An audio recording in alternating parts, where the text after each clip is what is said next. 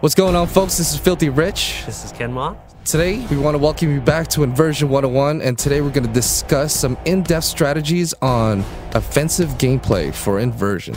Alright, so let's talk about the Gravlink first. I mean, the Gravlink is what everybody's always asking about, right? Gravlink is essentially what's going to let you command gravity. I mean, you're going to always have it with you.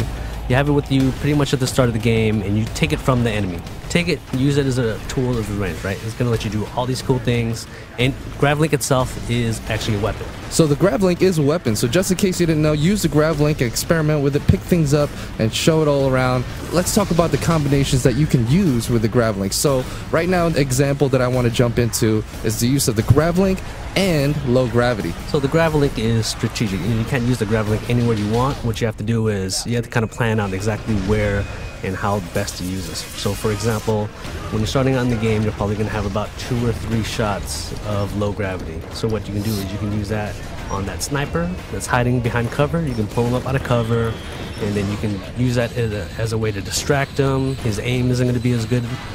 Later on, once you get a little bit better, obviously, you can put him up in the low gravity and then maybe grab an object out of the environment and throw it at him for a one-shot kill. That's a really, really cool thing. Now let's, we touched a little bit up on low gravity. Let's fill them in on high. Like, what's a cool situational thing that I would be put in to want to opt out to use high gravity? So high gravity, what it's going to do is it's going to increase the weight, 3-4 times. Once you hit an enemy with it, you'll see him stuck to the ground. He's kind of struggling. You've got about 5 seconds to decide what you want to do with him at that point.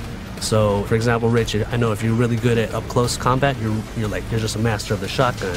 What I can do is I can hit him with heavy gravity. He'll be stuck to the ground, and I can just count on you to run up and take care of him.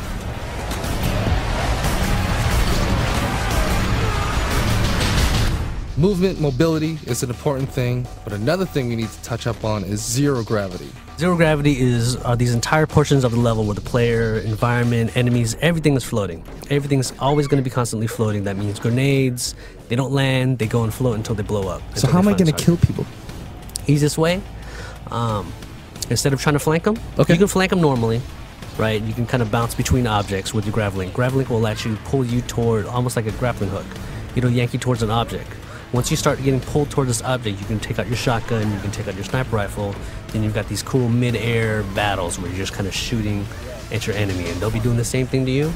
So it's not uncommon to be darting back and forth and trying to line up that perfect shot, and it looks cool and it plays great.